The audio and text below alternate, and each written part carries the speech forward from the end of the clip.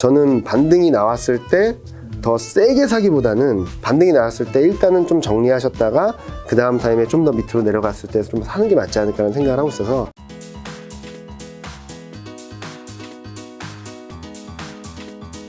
자, 그럼 단기 낙폭 가대업종 좀 종목 좀 어떻게 좀 하면 더 좋을까요?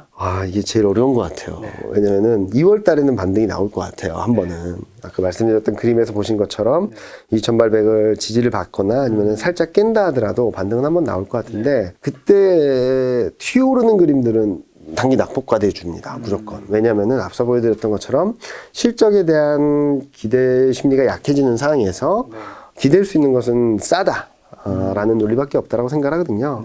그래서 저는 2월 한 달 동안을 봤을 때는 앞서 말씀드렸던 위드 코로나 관련주들에 대해서는 출렁출렁할 때마다 조금씩 사 모으는 전략. 그러면 아마도 2월, 3월 지나면서 시장이 조금 한번 올라올 수 있다라고 생각을 하고 있고요. 그리고 낙폭과대 업종을 보면은 지금 많이 떨어진 업종들을 보면 인터넷, 미디어 교육, 제약바이오, 화장품 의류, IT 하드웨어 쪽이거든요. 자, 그러면은 얘네들 사면 이제 쭉 가냐? 그건 아니죠. 아까 말씀드렸듯이 2800선대에서 2900선대까지 올라갔다 좀 밀릴 거라고 말씀드렸던 것처럼 얘네들도 좀 짧게는 5에서 8%, 좀 높게는 10에서 15% 정도의 단기 강한 반등이 나왔다가 또 밀려날 수 있거든요. 그래서 트레이딩 관점에서 짧은 매매에 있어서 이 전략을 말씀을 드리는 거지, 얘네들을 가지고 무조건 사자라고 말씀을 드리는 건 아니에요. 그래서 그렇게 고민을 하시면 될 것 같다라는 말씀을 드리고 있어서, 요 두 가지 큰 축으로, 그러니까 현금 비중을 계속적으로 가져가시는 가운데 얘네는 일정 조금만 가지고 좀 매매 플러스 알파 전략을 가져가시는 게 맞지 않을까 생각을 하고 있습니다. 근데 위드 코로나 수요자 같은 경우는 사실 내수 소비주 주가 흐름 좀 별로 좋지 않은 것 같은데. 별로 좋진 않죠. 담아도 될까요? 일단은 요 그림을 한번 보여드리겠는데요. 요게 최근 위에 그림이 아마 최근 한국의 코로나19 확진자 수 추이인데, 일단은 신규 확진자 수는 좀 많이 꺾였다가 최근 조금 올라오는 그림이고요. 근데 문제가 됐던 것은 한국도 위중증 환자 수였어요. 한국은 그동안 델타 변이 바이러스가 우세종이다 보니까 확진자 수가 늘면 중증 환자도 늘고 이런 그림이었거든요. 근데 최근 들어서 나오는 데이터들은 오미크론이 한국에서도 우세종이 돼가고 있다는 얘기가 나오고 있어서, 일단은 체크하셔야 될 부분은 신규 확진자 수가 늘어난다 하더라도 위중증 환자 수가 늘어나는지를 보셔야 될 것 같아요. 그런데 코로나19가 이렇게 폭증을 하는 과정에서 또 한 번 내수주들이 좀 한번 출렁이긴 했거든요.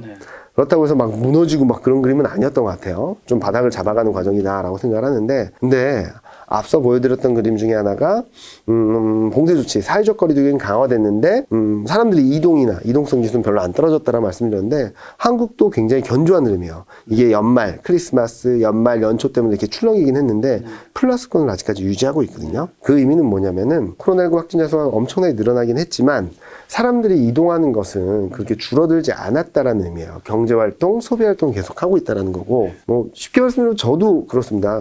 작년 2021년 8월, 9월, 10월까지는 굉장히 외부 활동이 제한적이었고 약속도 거의 안 잡는 상황이었고, 그렇죠. 근데 백신은 1차, 2차 접종하고 그리고 위드 코로나가 됐다, 사회적 거리두기가 강화되긴 했지만 그래도 그 안에서 어느 정도의 경제활동이나 사람들을 만나는 것들은 계속 해나가고 있거든요. 그리고 세미나도 대면 세미나가 조금씩 늘어나고 있고, 그렇게 본다면 주가는 이런 걱정들을 선반영을 했기 때문에 요 밑에 보시는 2021년 4분기, 2022년 1분기 소비 모멘텀이 엄청나게 위축될 거라고 생각하진 않을 것 같아요. 그리고 그렇게 된다면 아까 미국 증시와는 정반대죠. 좋아질 거야 기대했다 이렇게 막 올라갔던 그림들이 별로 안 좋네 하면 이렇게 되돌리는 그림이었다면, 지금 경기 흐름들은 나 별로 안 좋을 것 같아라고 했던 그림이 더 나빠지는 거 아니야? 그러면 주가 이렇게 빠졌겠죠. 근데 막상 열어보니까 이거보단 낫네라고 한다면 주가가 올라올 거라는 생각을 하는 거라서, 그런 관점에서 조금 접근을 해보신다면 위드 코로나 수혜주, 내 소비주들 더 팔기보다는 조금씩 변동성이 있을 때마다 조금씩 모아간다면 아마 2월, 3월 지나면서 한번 수익률을 높게 줄 수 있지 않을까라는 생각을 하고 있습니다. 알겠습니다. 팀장님 말씀을 들어보니까 올해 전체를 안 좋게 본다기보다는 그렇죠. 올해 이제 하반기 EV 수익을 제대로 걷기 위해서 맞습니다. 1분기 때 좀 조심해서 현금을 좀 확보해 놓자. 확보했다가 1분기 저점에서 적극적으로 비중을 늘리면서 우리가 거둘 수 있는 수익을 극대화하자라는 쪽으로 말씀을 드리는 거죠. 알겠습니다. 그럼 팀장님 이제 가시기 전에 네. 우리 코스피 시가총 1에서 10위까지 네. 이 섹터만 한 번씩만 점검해 맞습니다. 보도록 하겠습니다. 네. 뭐 삼성전자, SK하이닉스에 속한 반도체는 많이 말씀해 주셨는데 뭐 한 가지 더 코멘트 해 주실 게 혹시 있을까요? 지금 레벨에서 더 바로 치고 올라가긴 어렵다. 네. 그래서 일정 부분 되돌림 과정, 뭐 약하게는 5%, 좀 깊게는 10% 정도. 그렇다고 하더라도 저점 대비는 좀 높은 수준일 거예요. 왜냐면은 뭐 시가총액 종목 1, 2위 종목들이 다 10% 이상, 2등 종목은 뭐 40%까지 올랐으니까 반 정도 되돌린다고 하더라도 시장이 추세가 무너진 건 아니다. 그때가 아마 매수 기회가 될 거다라는 생각을 하고 있고, 저희가 2022년 전망 자료에서 탑픽 9개를 제시드렸는데, 보통은 9개라고 한다면 뭐 섹터별로 하나씩 들어가는 게 많잖아요. 저희는 반도체 2개 다 넣었습니다. 왜냐면은 2022년에 키를 주고 있는 건 반도체라고 생각을 했던 게 하나고요. 또 하나는 반도체 업종을 많이 들고 있어야지 2022년 특히 하반기 연말 시장까지 흐름들을 봤을 때 시장을 무조건 이길 수 있다라는 말씀을 드리고 있거든요. 그래서 이번에 만약에 1월, 2월 달에 조정폭이 커지게 된다면 특히 반등을 할 때 별로 못 올라갈 것 같아요. 왜냐면 상대적으로 너무 강했기 때문에 그럴 때 또는 좀 밀려날 때 좀 담아 놓으신다면 좀 올해 연말에는 많은 분들이 생각하시는 것보다 더 높은 수익률을 거두실 수 있을 것 같고, 아마 그 타이밍은 아마 제가 다음 달에 나왔을 때는 좀 더 자세히 말씀드릴 수 있을 것 같다는 생각합니다. 자, 두 번째는 이제 인터넷 섹터인데 이게 어떻게 보면 낙폭 가대주 중에 가장 큰 섹터인데 네이버, 카카오 포함되어 있는데, 사실 카카오가 저는 뭐 떨어질 수 있다 생각했지 이렇게까지 떨어질 거는 예상을 잘 못했던 것 같은데요. 그렇죠. 많은 분들이 예상하지 못했고, 네. 저는 굉장히 성장에 있어서 그동안에 거침없는 성장을 했던데 일단 제동이 걸린 건 맞다라고 생각을 하고 있어요. 그렇다고 해서 성장이 멈춘 거냐, 성장이 꺾인 거냐, 그런 건 또 아니거든요. 그래서 이 과정을 잘 거치게 된다면 저는 다시 한번 레벨업 될 수 있는 구간으로 들어갈 수 있다고 생각을 하는데, 그 과정이 좀 아플 것 같아요. 그래서 제가 2월 투자 전략으로서 기술적 반등이 나올 수 있는 업종으로 말씀을 드리고 종목으로도 말씀을 드리고는 있지만, 저는 반등이 나왔을 때 더 세게 사기보다는 반등이 나왔을 때 일단은 좀 정리하셨다가 그 다음 타임에 좀 더 밑으로 내려갔을 때 좀 사는 게 맞지 않을까라는 생각을 하고 있어서, 아직까지는 보수적인 관점, 주가 레벨이 좀 더 떨어지게 된다면, 전 저점보다 더 떨어지게 된다면 그때부터는 좀 매수 관점으로 접근하셔도 괜찮지 않을까라는 생각을 하고 있습니다. 자, 세 번째는 삼성 바이오로직스가 속해 있는 바이오 쪽은요. 바이오는 종목별로 대응해야 될 것 같아요. 저희가 탑9 종목에는 유한양행을 넣긴 했는데 바이오 쪽은 좀 봐야 될 것 같아요. 왜냐면은 제약바이오 섹터로서의 추천을 드리지 못하는 이유는 2분기, 3분기, 4분기 제약바이오 업종의 이익 증가율이 마이너스예요. 1분기가 좀 삐쭉했다가 2분기, 3분기, 4분기 별로 안 좋은 그림이라서 종목별로 잘 보시는 분들은 대응을 하셔도 되는데, 좀 섹터에 대한 뷰는 좀 보수적으로 가져가야 된다라는 말씀을 드리고 있고요. 3위 종목, 이 종목 같은 경우는 반등은 나올 것 같아요. 최근 좀 많이 빠졌기 때문에. 그렇다 하더라도 적극적으로 사기보다는 조금 보수적으로 대응을 하자라는 쪽으로 말씀을 드리고 있습니다. 자, 2차 전지로 이제 LG학, 삼성 SDI. 어렵습니다. 근데 이게 만약에 LG 에너지 솔루션이 1월 말에 상장을 하면 나머지 그 삼성 SDI나 SK 이노베이션한테도 어떤 영향이 있나요? 단기적으로 좋지 않죠. 왜냐면은 2차 전지 ETF가 있습니다. 네. 2차 전지 ETF에 큰 형님이 들어온다면 네. 여기서도 같은 현상이 벌어지겠죠. 팔고 사야 되는 거니까. 그래서 단기적으로는 좀 안 좋을 수 있어요. 좀 밀려나고 흔들릴 수 있는데, 좀 길게 봤을 때는 큰 형님이 이렇게 딱 버텨주니까 이 밸류에이션이나 이 흐름들을 따라가려는 그림들이 나올 수 있고, 또 하나는 2022년에는 유럽 쪽에서 자동차가 많이 팔릴 것 같아요. 유럽의 자동차 수요 증가율이 2021년은 5.1%, 2022년은 9.1%예요. 근데 미국은 2021년에 9%, 22년에 5%로 좀 둔화돼요. 성장을 하는데. 그럼 뭐가 끌어가냐? 유럽이 2021년이 5%였는데 22년이 22%예요. 왜냐면 유럽은 지금 소비 회복이 코로나19 이전 수준을 반절밖에 회복을 못했어요. 왜냐면은 우리나라로 치면 재난지원금 같은 게 작년 하반기부터 지급되기 시작했어요. 돈이. 거기다가 코로나19 재확산이 계속 있었고 그렇죠.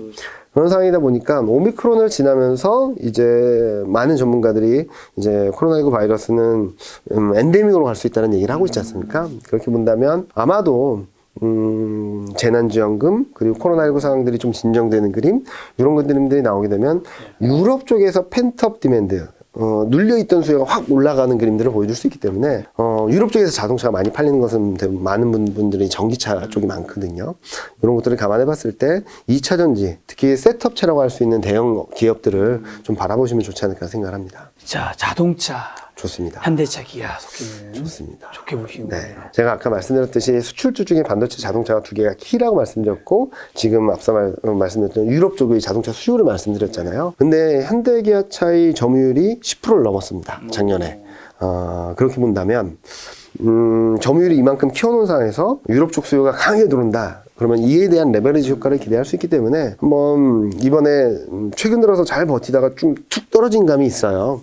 그래서 좀 밀려날 수는 있겠지만 아마도 2월 중에는 늦어도 3월 중에는 3월까지는 충분히 매수할 수 있는 기회가 올 수 있다. 다만 너무 지금 뭐 떨어졌으니 막 사야지라기보다는 좀 여유를 갖고 대응하셔도 충분히 싸게 살 기회가 올 거다. 근데 올해 내년을 봤을 때 반도체와 더불어서 꼭 가져가야 될 업종 중 하나다라고 말씀드리고 있습니다.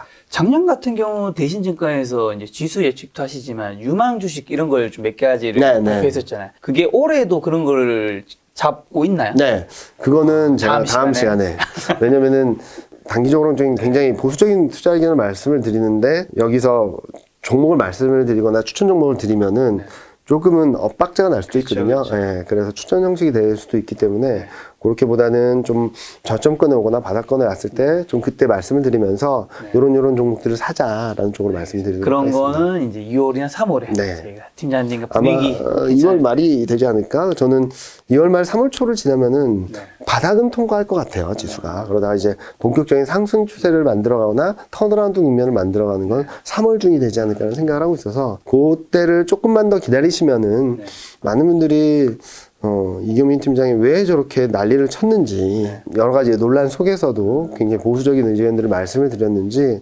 조금은 이해하실 수 있을 것 같고요. 또 하나 뭐 상황이 계속적으로 변하는 거니까 그런 변화들에 있어서도 조금 더 변하는 것들이 있으면은 뭐 제 텔레그램 채널이나 네. 이런 것들을 통해서 계속적으로 업데이트 드리고 있으니까요. 네. 아직까지는 보수적인 의견이다. 그리고 2700 깨질 가능성을 열어놓고 있다. 정도로 아시고 그런 채널을 통해서 계속적으로 업데이트 드릴 테니까 같이 호흡하면서 얘기를 하시면 좋을 것 같습니다. 알겠습니다. 팀장님의 텔레그램 채널은 제가 이제 고정 댓글에 네. 항상 박아놓으니까 여러분 그거 해주시면 되고요. 마지막 가시기 전에 요 질문 한 가지만 좀 들어볼게요. 이 시장이 안 좋은 것도 우리가 위험하지만 사실 종목 같은 경우도 최근에도 여러 가지 안 좋은 사건들에 네, 의해서 맞습니다. 거래 정지가 되거나 아니면 그쵸, 상장 그쵸. 폐지가 폐지 이런 위험이 있는 경우도 있잖아요. 네, 네. 이런 것도 우리가 어떻게 보면 종목 공부를 뭐 좀 덜한 부분도 있을 수 있지만 네. 했더라도 몰랐던 부분도 있을 수 있잖아요. 네. 이런 걸 우리가 조금 피해 가는 거는 네. 당연히 분산 투자가 정답인 걸까요? 어떻게 보세요? 저도 그 부분은 굉장히 고민하고 있어요. 왜냐면은 개인 투자하시는 분들한테 종목까지 공부하라고 하는 게 맞는 건가라는 고민을 하고 있거든요. 왜냐면은 시가총액 상위 종목군에 좋은 종목들, 검증된 종목들이 굉장히 많은데 작은 종목들을 잘 찾으면 굉장히 수익이 크게 날 수도 있겠죠. 그런 것들을 원하시는 분들은 종목 공부를 진짜 철저히 하셔야 됩니다. 그리고 조금이라도 리스크가 있다. 내가 생각했던, 내가 판단했던 기준과 달라졌다라고 하면 바로 팔아야 되고요. 그러니까 저도 많은 분들하고 얘기하면서 특히 개인 투자자분들이나 기자분들이나 이런 언론 관계자분들을 만나면서 얘기했던 것은 파는 게 중요하다라는 얘기들을 많이 하고 있거든요. 많이 올랐거나 그랬을 때 좀 꺾였을 때 잘 팔아야 되고 손절도 할 수 있어야 되고 저 아는 분 중에 카카오 그 인터넷 종목으로 엄청나게 수익을 버신 분이 계세요. 그분도 그 종목에 대해서 굉장히 잘 아시거든요. 뭐 사업 구조라든지 뭐 다 잘 아세요.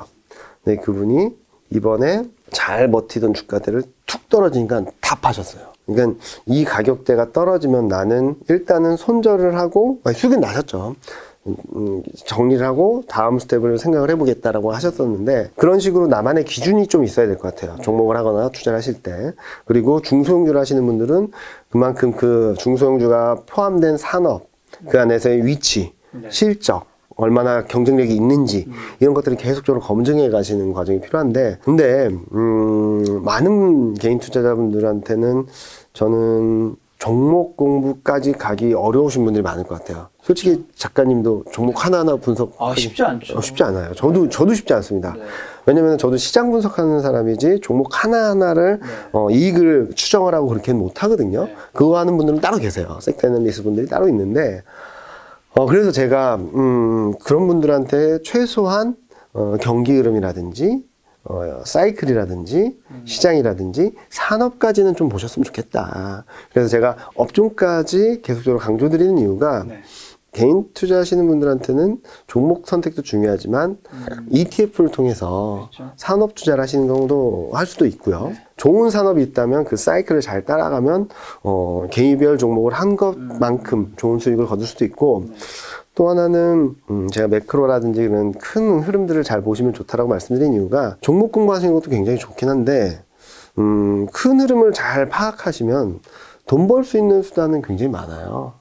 주식을 투자하실 수도 있고, 네. 금, 네. 달러, 은, 뭐 이런 투자를 여러 가지 할 수 있거든요. 네, 그래서 전반적인 업종 흐름을 파악하시는 것과 더불어서 경기 흐름들, 매크로 상황들을 보시면은 투자할 수 있는 방법. 그러니까 주식 시장이 안 좋을 때도 많잖아요. 근데 지금 너무나도 어려운 것은, 왜냐면은 여러 가지 변수들이 복합돼 있다 보니까 저희도 내부적으로 회의하는데, 그럼 주식시장이 안 되면 뭘 사야 되냐라는 논란 속에서 딱히 몇 달 동안, 몇 개월 동안 끌고 갈 만한 자산을 찾기가 굉장히 어려웠거든요.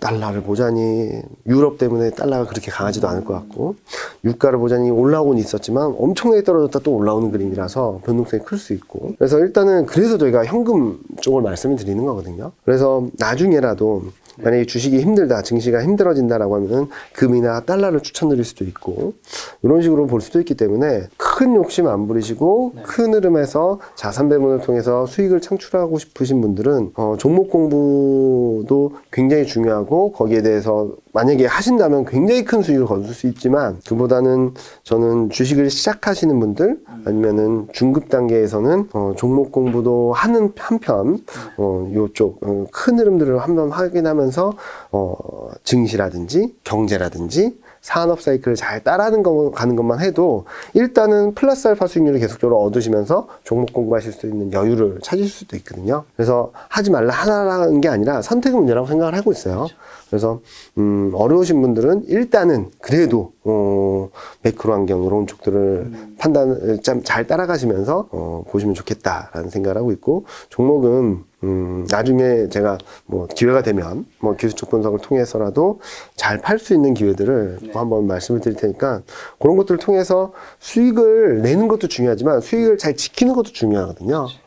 많이 저 아는 분 중에 한 분은 모든 종목이 40% 50% 갔던 종목들이 있는데 지금은 마이너스 30% 20%예요. 그런 것들을 좀 어떻게 판단하는지도 말씀을 드릴 테니까 천천히 공부해 가시면서 시장 대응 그리고 주식 대응 하신다면 하루 이틀 하고 끝날 거 아니니까 좀 긴 호흡에서 같이 성장해 나가는데 저도 적극적으로 도움을 드리고 김작가 TV를 통해서 계속적으로 업데이트 드리도록 하겠습니다. 알겠습니다. 팀장님과 대신증권에 이제 좋게 보는 유망 종목에 공부한 분들은 또 다음 달을 기다려 주시면 됩니다. 오늘 만남의 손님은 이경민 팀장님이었습니다. 지금까지 여러분 소중한 시간 함께 해주셔서 정말 감사합니다. 오늘도 김 작가였습니다. 고생 많으셨습니다. 감사합니다.